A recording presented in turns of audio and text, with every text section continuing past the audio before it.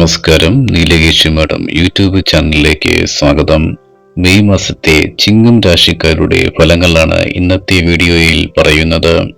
ചിങ്ങം രാശിയിൽ ഉൾപ്പെടുന്ന നക്ഷത്രങ്ങളാണ് മകം, പൂരം, ഉത്രത്തിന്റെ കാൽഭാഗവും. ചിങ്ങം രാശിയുടെ അധിപൻ സൂര്യനാണ്. ആദ്യം ഗ്രഹങ്ങളുടെ രാശിമാറ്റം എങ്ങനെയാണെന്ന് നോക്കാം. സൂര്യൻ മെയ് 15-ന് 9-ാം ഭാവമായ മേടം രാശിയിൽ നിന്നും 10-ാം ഭാവമായ ഇടവം രാശിയിലേക്ക് പ്രവേശിക്കും. ബുധന് ഈ മാസം 2 രാശിമാറ്റമുണ്ട്. മെയ് 7-നു മേടം രാശിയിലേക്ക് പ്രവേശിക്കുന്ന ബുധൻ 23-ാം തീയതി 10-ാം ഭാവമായ ഇടവം രാശിയിലേക്ക് പ്രവേശിക്കും. ശുക്രൻ 8-ാം ഭാവത്തിൽ തുടരുന്നു. മെയ് 31-ന് 9-ാം ഭാവമായ മേടം രാശിയിലേക്ക് മാറുന്നതാണ്. ബുധന് ഈ മാസം രാശിമാറ്റമില്ല. അതുപോലെ ശനി 8-ാം ഭാവമായ മീനം രാശിയിൽ സഞ്ചാരം തുടരുന്നതാണ്. മെയ് 14-ന് വ്യാഴം 11-ാം ഭാവമായ മിഥുനം രാശിയിലേക്ക് മാറുന്നതാണ്. രാഹുകേതു യഥാക്രമം രാഹു മെയ് 18-ന് കുംഭം രാശിയിലോട്ടും കേതു മെയ് 18-ന് 1-ാം ഭാവമായ ചിങ്ങം രാശിയിലേക്കും മാറുന്നതാണ്. ഓരോ വ്യക്തിയുടെയും ജീവിതത്തിലെ ലഗ്നാലുള്ള ഗ്രഹഭാവങ്ങളും അവയുടെ നിൽപ്പും ഗ്രഹങ്ങളുടെ ബലാബലവും അനുസരിച്ച് കുറച്ച് വ്യത്യാസങ്ങൾ വരുന്നതാണ്. കൃത്യമായി അറിയുവാൻ ഗ്രഹനില പരിശോധിക്കേണ്ടതുണ്ട്. പൊതുവായുള്ള ഫലങ്ങളാണ് ഇവിടെ പറയുന്നത്. മകം നക്ഷത്രക്കാർക്ക് ഉദ്യോഗപരമായി ഉയർച്ച വരുന്ന സമയമാണ് എങ്കിലും ഏറ്റെടുക്കുന്ന പ്രവൃത്തികൾ ഗ്രഹങ്ങളുടെ സ്ഥാനമാറ്റം മൂലം അശ്രദ്ധയിലൂടെ തെറ്റുകൾ വരുവാൻ സാധ്യതയുള്ളതിനാൽ വളരെ ശാന്തമായി ആലോചിച്ച് മുൻപോട്ട് പോവുക. പ്രൈവറ്റ് ഫേമിലുള്ളവർക്കും ഗവൺമെന്റ് ജോബിലുള്ളവർക്കും പുതിയ കണക്ഷൻസ് കർമ്മ മേഖലയിൽ വരികയും അതിലൂടെ നേട്ടങ്ങൾ ഉണ്ടാവുകയും ചെയ്യും. വിദേശത്ത് ഉദ്യോഗത്തിനായി നോക്കുന്നവർക്ക് ഒന്നിലധികം തൊഴിലവസരങ്ങൾ വരുന്ന കാലഘട്ടമാണ്. ഷെയർ മാർക്കറ്റിംഗ് ഫീൽഡിൽ നിൽക്കുന്നവർക്ക് മെയ് മാസ അവസാനം അനുകൂലമായി കാണുന്നില്ല.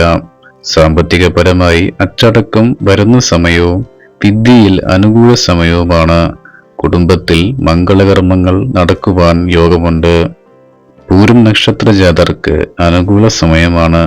ദൃഷ്ടിദോഷം ഈ ഒരു മാസത്തിൽ വന്നുപെടുവാൻ സാധ്യതയുള്ളതിനാൽ ഭദ്രകാളി ക്ഷേത്ര ദർശനം കഴിയുന്ന ദിവസങ്ങളിൽ നടത്തുന്നത് ഉത്തമമാണ്.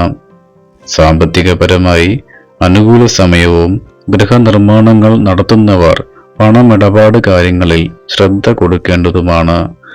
ഇഷ്ട ആഹാരം, യാത്ര തുടങ്ങിയ കാര്യങ്ങൾ നടക്കുവാൻ യോഗമുണ്ട്. ഇതിൽ വാഹനോപയോഗം കൺട്രോൾ ചെയ്ത് യൂസ് ചെയ്യുന്നത് ഉത്തമമാണ്.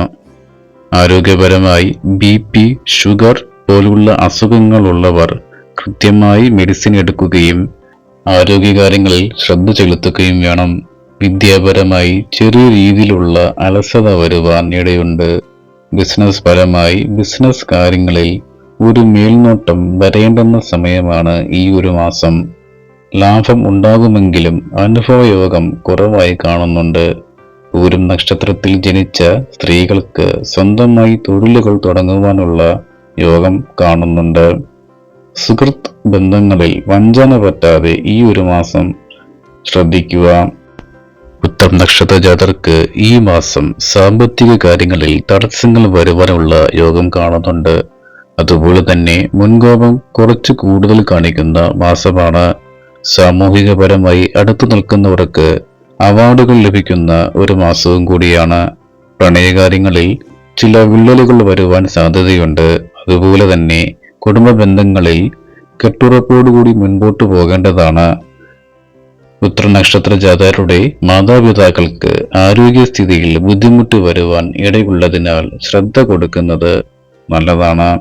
വിവാഹപരമായി പുനർവിവാഹം നോക്കുന്നവർക്ക് വിവാഹബന്ധം ഉറപ്പിക്കുവാൻ കഴിയുന്നതാണ്.